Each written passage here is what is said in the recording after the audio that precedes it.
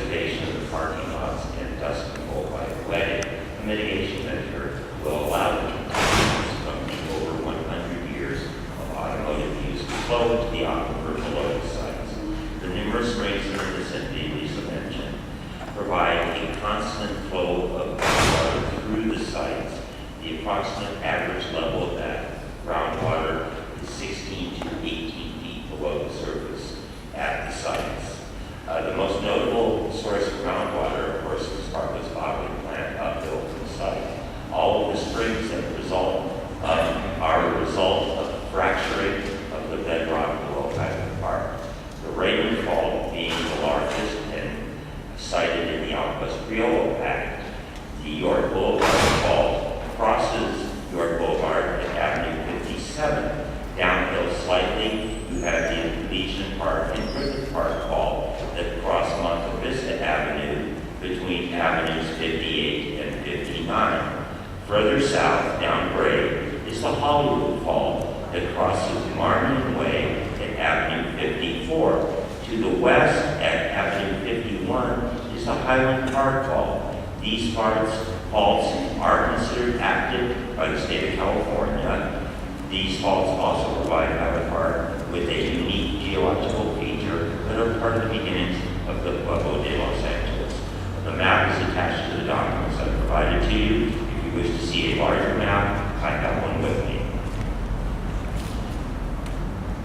In closing, I have been in contact with the state geologist doing the Hollywood Fault survey. He indicated that he concurs with the general consensus of Kate Hutton and Lucille Jones that all of these faults do converge at the Raymond Fault. Therefore, by consensus, it is given that at least one, possibly two faults travel directly underneath these sites. Thank you. Thank you. Jesse Rosas.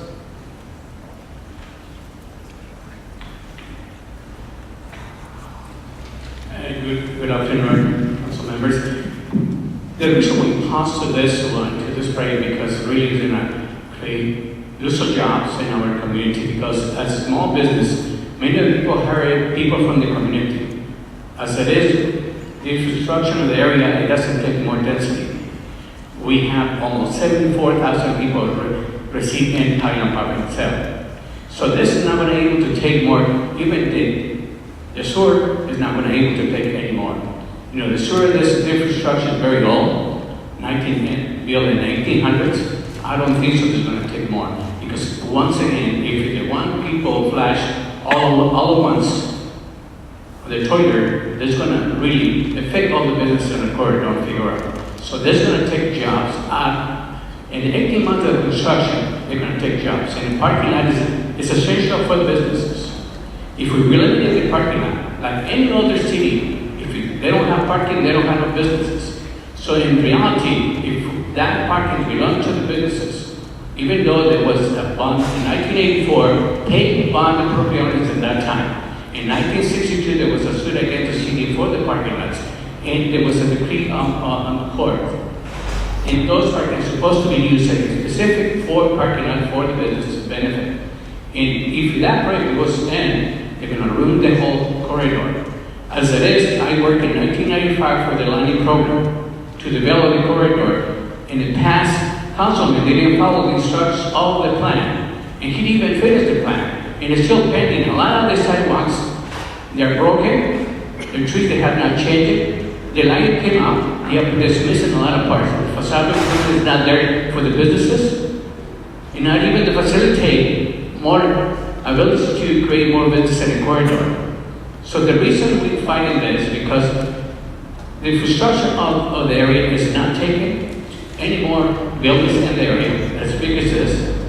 And second, they're going to kill a lot of small business in the corridor. It is what we oppose strongly to that. I know this fell into the new council member, Gil City, but I think so he will take the bull by the horns and really take it on it, because that is not right for the community. It's going to affect a lot of people who live in the area. We're going to eat there for 18 months. We're going to breathe there for 18 months. So we're going to lose all the parking. And as it is, it's density in the area. We're not going to find no parking. When the take is gonna give us the 221 parking, that's a lie. Because in reality, when they take over the building, they're gonna be in control of the parking. I don't think so many of the property owners, they're gonna be able to pay the fee, monthly fee, to the plan to do so.